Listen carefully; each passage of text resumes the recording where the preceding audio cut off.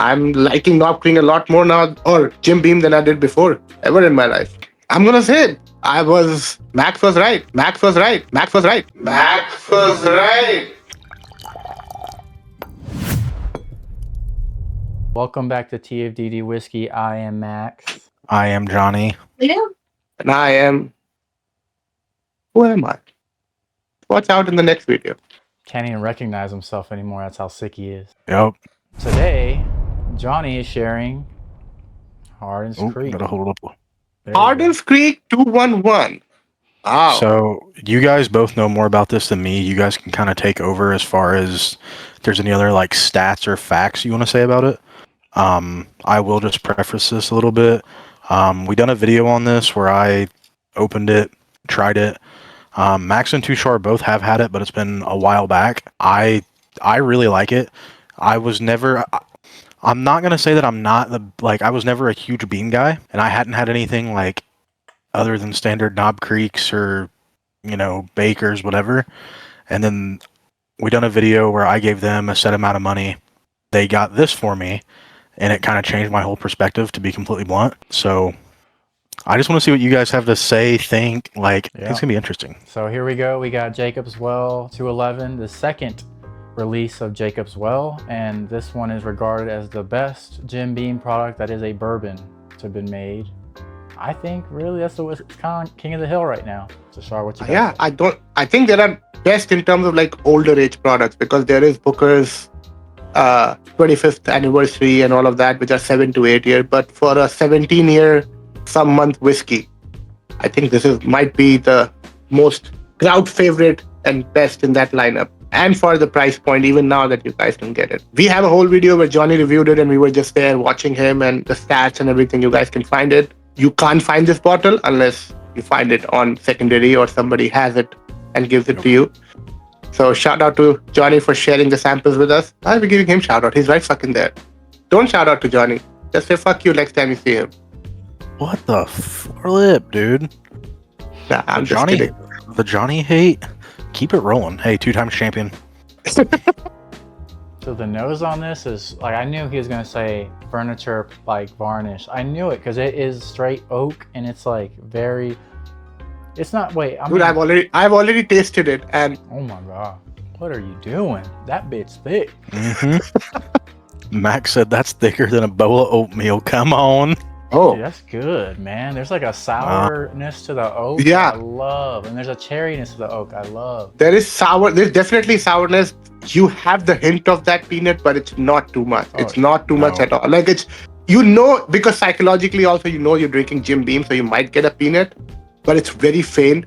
The oak, the vanilla, the sour, it's a great bourbon. I think this bourbon needs to be on a higher ranking or overall in people's mind that this exists when they talk about Jim Beam.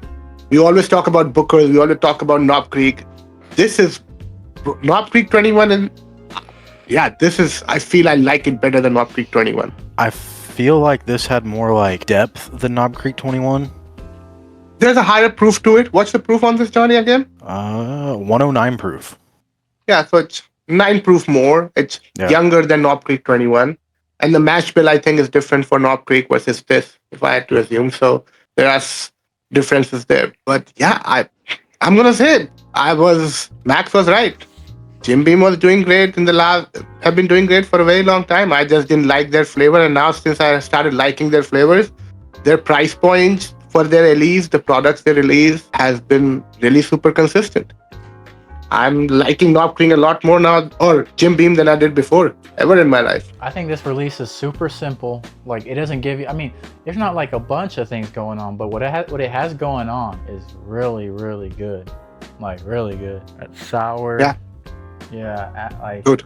Vanilla oak, thick. What we're trying to say is it has the basic bourbon notes very good, and sometimes all you need is that. When I tried Michter's 20, that was my reaction. If all the notes that we think about in bourbon are balanced to the maximum capacity for my palate, that's what it tastes like. It doesn't have to be too unique, or it's giving me too much oak or less oak or dry. It's just, when you think about bourbon, the 5 flavors that come to your mind, 4 of them are in this bottle, and that's pretty good deal for availability 4 years down the line and how to get it. Yeah, I'm just really happy that we gave you this bottle and we get to try it again. Now Tashar, where do you rank this thumbs for a newbie less than 6 months? Ooh, I'm trying to think. I'm not gonna look at Tashar. I'm not gonna look at Tashar and put my thumb. It's so hard because of the price point. The price point was much more lower, and I would recommend it. But I'm honestly like thumbs up for all 3. That's my reaction to this one. It's a thumbs up for all 3. The only caveat is for a newer folk, $300 spending on bourbon when you're 6 months into it or 8 months into it is a big thing. I'm not saying do that, and there's no other way to do it. I don't think they release it anymore at distilleries. Maybe some shop in this world has it on their shelves sometimes, but it's going to be very rare and high price still. So if you're spending $250, $300 for a newbie, that's maybe a no right there. But if you don't care about it and you just want some good whiskey for $300 and you're a Jim Beam fan, this is a must for you. You should have this in your collection. Yep. If you're a Jim Beam fan by any means, you need to have this bottle because this is one of the best things that we've tasted from Jim Beam. That I have tasted from Jim Beam. Yeah, the thing is, I'm not gonna take price at face value. I'm gonna give this I'm gonna say thumbs up for everything because I think for the money and value in the bourbon, 17-year-old product, 109 proof, still at secondary price, not jacked up.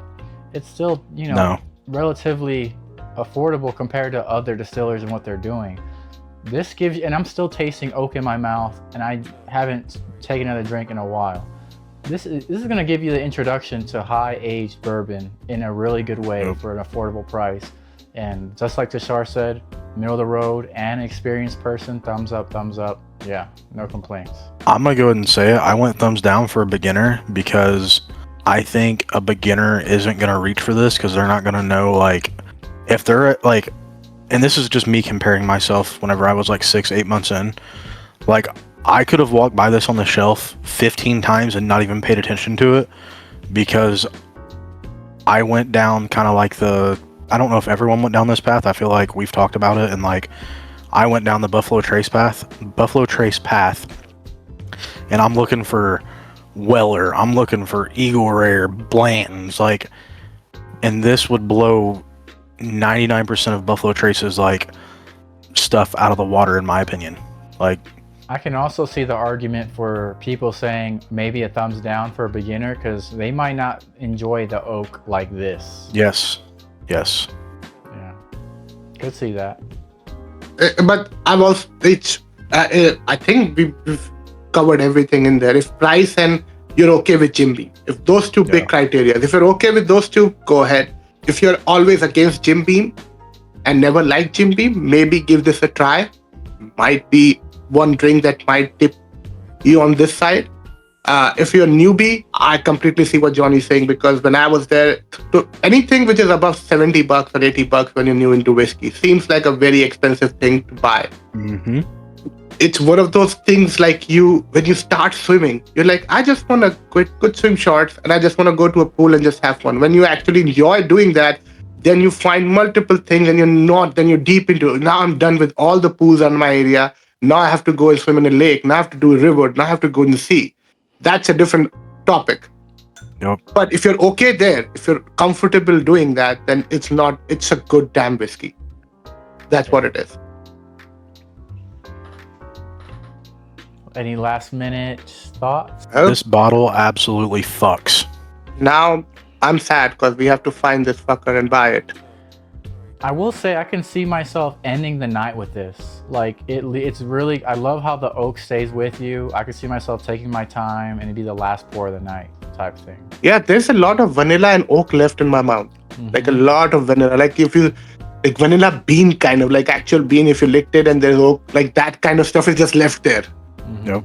After this, which is weird. Yeah, it's a good whiskey. It's good whiskey. Today we shot 2 videos today, guys, and both have been pretty solid. This is on a different level as solid, but I was not unhappy with the previous one either. This is the first video was like driving a Ford, and this just transitioned into a fucking Cadillac. You smell the empty glass and it smells like a couch. That's wild. Yeah. It had a very strong leather varnish, dark oak to it. That 17-year oak really shows up in a good way. Smells like a fucking saddle. I'm gonna be saddling. Thanks for watching TFDD Whiskey. As always, see you next time. It's Tushar's cough. Cheers. Cheers. Bye.